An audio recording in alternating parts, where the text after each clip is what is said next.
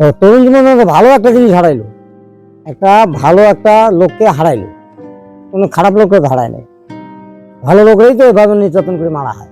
খারাপ লোকরা কেউ কখনো মারতে পারে না। কোনো নিরাপত্তা পরিষদ নাই বর্তমানে বাংলাদেশে, কোনো নিরাপত্তা নেই। আমি যে টাকা গণি চুপি একটা বসিয়ে নিরাপত্তা টাকা গণি, কে কখন কাড়ি নেবে। হ্যাঁ, অবশ্যই আমরা যারা আজকের আসামিকে যারা মারছে, যারা গুলি করছে, তাদেরকে গ্রেপ্তার করা হোক, তাদেরকে বিচারের আওতায় আনা হোক, বিচারের আওতায় তাকে ফাঁসি দেওয়া হোক, এটাও আমরা চাই। কারণ কোনো সন্ত্রাসীকে আমরা সমর্থন করতে পারি না। না, তরুণদের তো আমাদের দেশের ভবিষ্যৎ, তাদের মধ্যে বার্তা ভালো ছাড়া কাজ আমরা যেতে পারি না। কারণ তারা এই দেশের ভবিষ্যৎ। আমরা থাকবো না, হয়তো আজকাল কাইলে আমরা চলে যাবো, থাকবো না, মারা যাবো, তো ওরাই তো থাকবে। প্রতিটা লোকই খারাপ, যে এরা ঠিক হইলো না, এরা কেমন কথা হলো, যন্ত্র পাতিতে খাড়াইছে। যে যেমন আওয়ামী লীগের আমলে যাদেরকে মারামারি করছে, কারাকারি করছে, ওটা একটা শোভা দেখা গেছে, তারপর ওটাও সমর্থনযোগ্য না। এদের আমলেও সমর্থনযোগ্য না।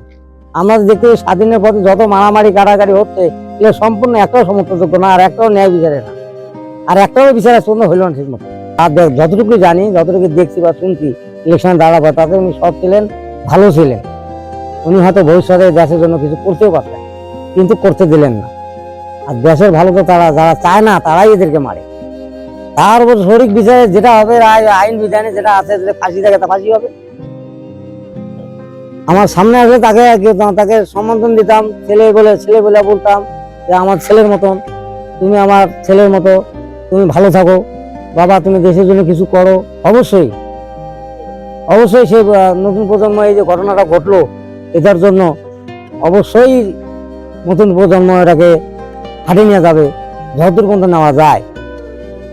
দেশ যতদিন থাকবে, ততদিন যেন এটাকে বয়ে নিয়ে বেড়ায় দেশের প্রজন্মরা।